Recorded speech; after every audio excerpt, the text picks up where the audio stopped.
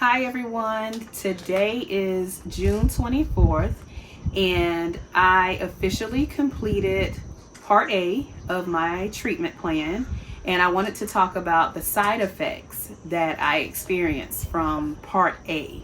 As I have said before in another video, there's a part A and a part B of my treatment plan, and so we'll discuss the side effects of part B when we get there. The first side effect that I noticed with the chemotherapy treatment was the hair loss. That happened like literally almost immediately. I'd say for sure by the time I had my second treatment, I was starting to notice that I was losing hair in like other places. Before I noticed it on my head, I noticed it in my private places. And that's simply just from using the restroom and, wiping and noticing that hair is shedding in areas that you don't normally see hair shed at that rate. So yeah, hair loss was definitely immediate. And so in terms of hair loss, I'd say by 3 weeks is when I noticed that, before 3 weeks, probably by week 2 is when I noticed that I was losing a lot of hair on my head at that point. By 3 weeks in, it was time to go ahead and shave it. So that's what I mean when I say it was immediate. So treatment started on March 29th. By April 20th, I already needed to shave my head because it was patches of hair that had come out at that point. I had a style, and with me being natural, I had a style in place that made it seem like my hair wasn't shedding or I wasn't losing hair, because I remember when I had my treatment that same week, the nurse practitioner was like, "Oh, you still have a lot of hair." And I'm like, "No, this is, don't let it fool you. This is like a wig sitting on my head right now. My own hair was like a wig on my head, because there were areas, if you try to run your fingers through it, that you could feel where it had already separated from the scalp." So hair loss did not take long at all. That was immediate.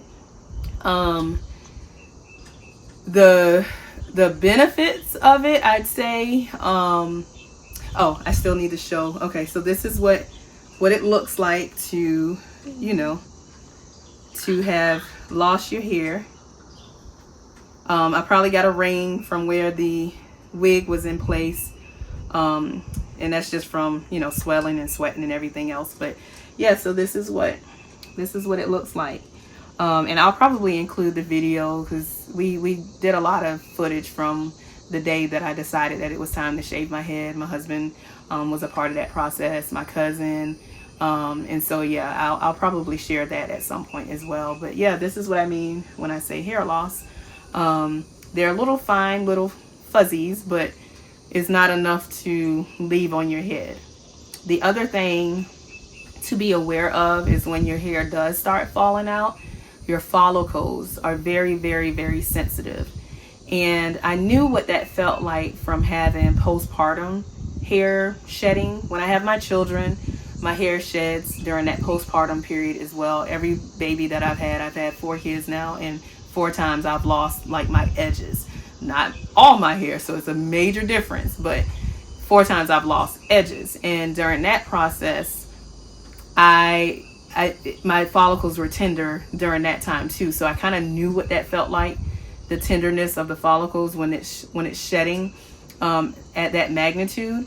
But the shedding or the hair loss that you have with chemo is so much more at a time, and that your whole head, like everything is tender. So even when my husband was shaving my head, I had to tell him to be very careful when he was trimming. Be very careful because it was so tender. It's very tender. So that's something to be mindful of.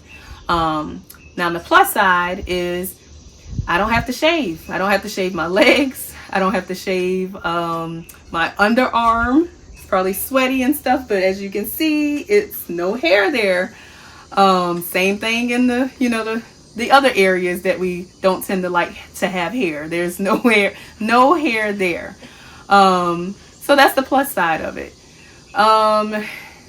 Eyebrows, they did not happen as quickly as my head and everything else. I still have lashes right now. I don't know how long I'll have them, but I do still have lashes. But eyebrows, I'll go ahead and show you guys what I mean by that. So for that, I'll go ahead and wipe. And so right now I have to pencil my eyebrows.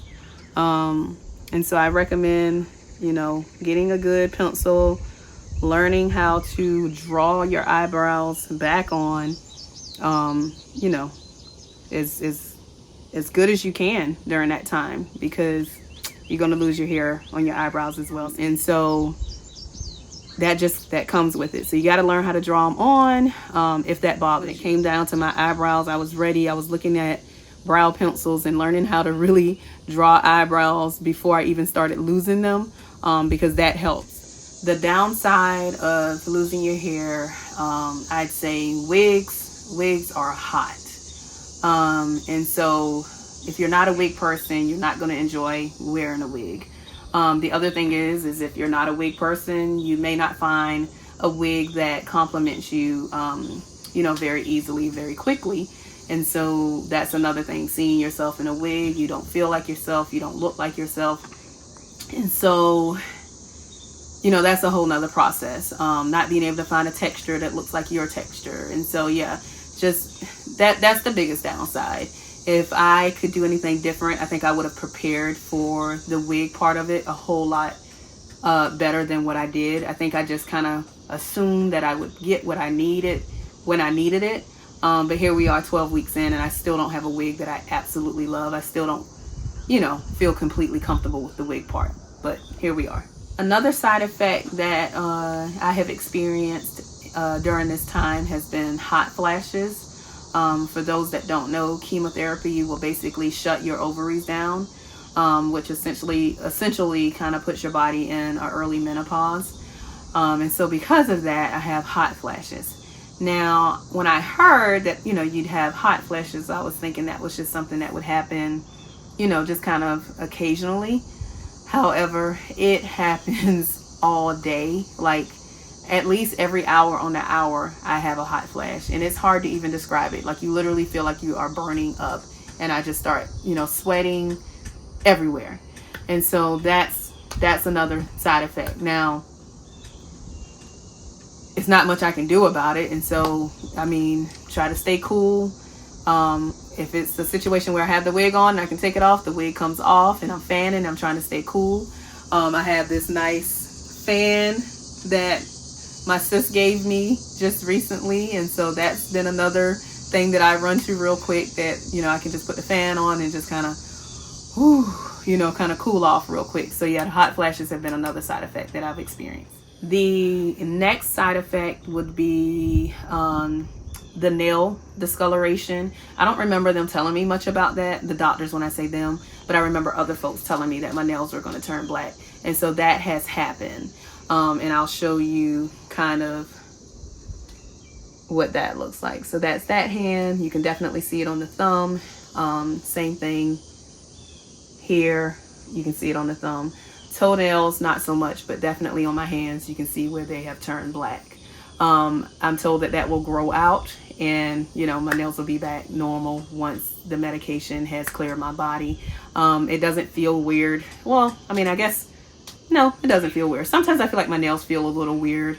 When I say weird, like maybe a little tender, but not anything that's like super noticeable, and it doesn't feel like that all the time. So I guess, yeah, for the most part, other than they look dark, it's not really bothering me. They haven't split or anything, so that's a plus. Lastly, the other side effect that stands out to me during this phase of chemotherapy would be nosebleeds.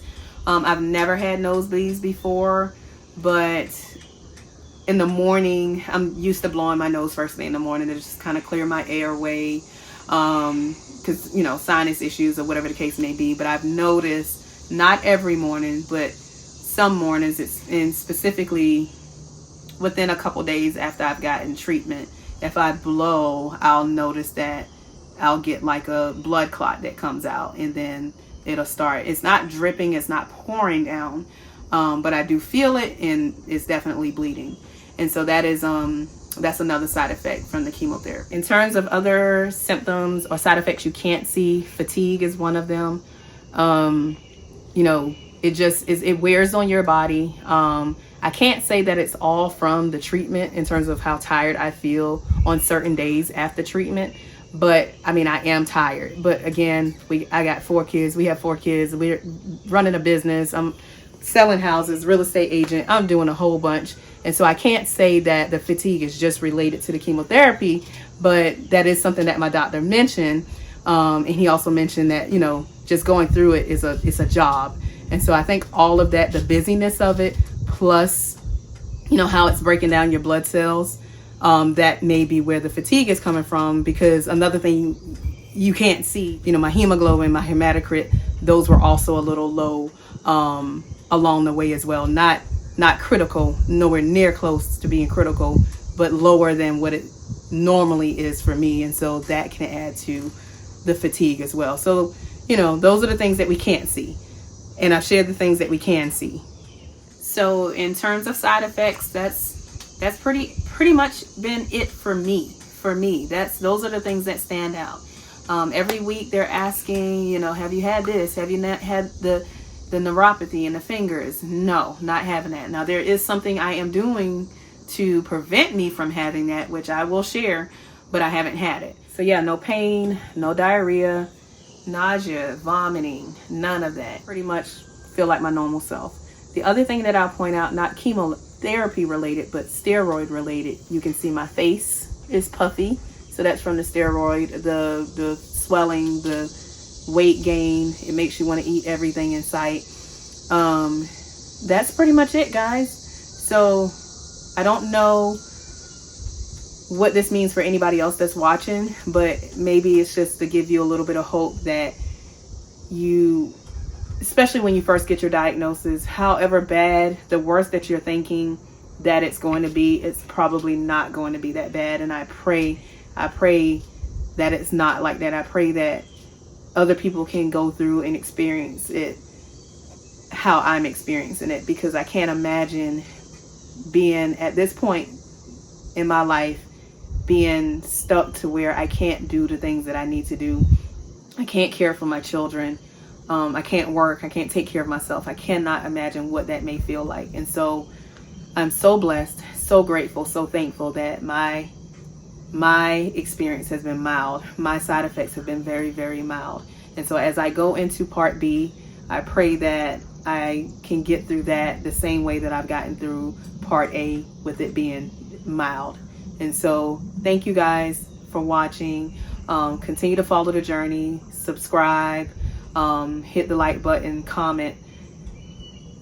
I'll try to answer whatever questions I can answer, because my goal is not to go through this alone, and I don't want anybody else to go through it alone. And so if I can connect with just one person, whatever, I will try to be there as much as possible. So thank you guys. Thank you. And I will continue to try to share as much as I can about this journey. Thank you.